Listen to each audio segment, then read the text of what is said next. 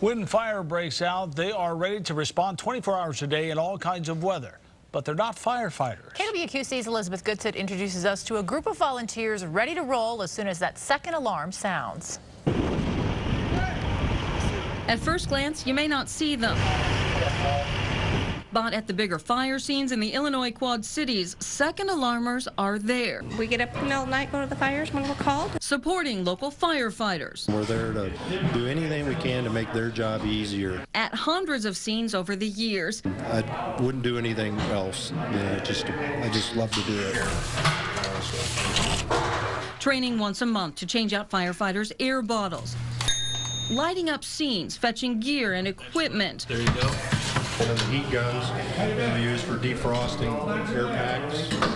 Along with serving up refreshments and rehab services like cooling chairs in the summer, heaters in the winter. I started when I was 18, right out of high school. Ken LeMaster was not a fireman himself, but his dad and brother were. I had 4 uncles who were on the fire department. Dave Koopman also not ready to sign on as a firefighter years ago, but not able to stay away from the neighborhood station. We used to chase the fire trucks on our bikes. I mean, it was just, that's what kids did in those days. The second alarmers were formed back in the days when the firehouse was a place to meet and socialize, gossip, and play cards. A dozen local businessmen who did that on a regular basis decided to do more, registering with the state of Illinois back in 1952. Since then, while the mission has held steady, I'm a strong believer in contributing to your community.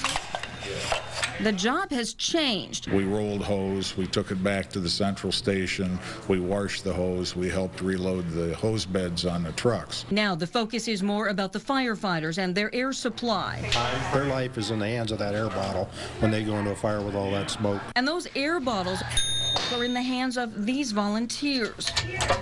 Recently on scene at this house fire in Sherrard, the big blaze at Dollar General in Silvis in November, and 2007's massive apartment fire at Carbon Cliffs Mansorwood Living Center. When you're on scene with the firemen and you see what they're going through, what the families are going through, I mean, it's a traumatic experience for pretty much everybody involved. And that's part of why first responders say second alarmers are so valuable. It is a benefit, and I know the guys appreciate having them on scene. Many times those guys and gals battle extreme conditions along with flames, carrying 60 or 70 pounds of gear on their backs for hours. Especially if it's been your second or third time that you've done your rotation, you know, you get more tired as you do it. Volunteers say they get tired too. Some days seeing things no one wants to. If somebody loses a life or a pet. Some days when it's cold and dark, not wanting to get out of bed. Those are the mornings you're like, oh, but I gotta go. Everyone here willing to do that virtually every time they are called, saying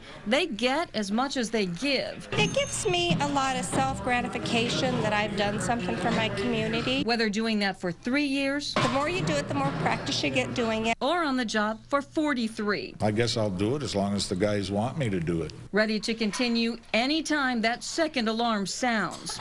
In the Illinois Quad Cities, Sometimes it works better if you look away. Elizabeth Goodsitt, KWQC TV6 News. Second alarmers tell us volunteering can be an end in itself, but this is also a great way to start a career in fire service. The roster can hold 30 volunteers. Right now it sits at 20, with crews volunteering in all of the Illinois Quad Cities, along with Bettendorf and on the Arsenal.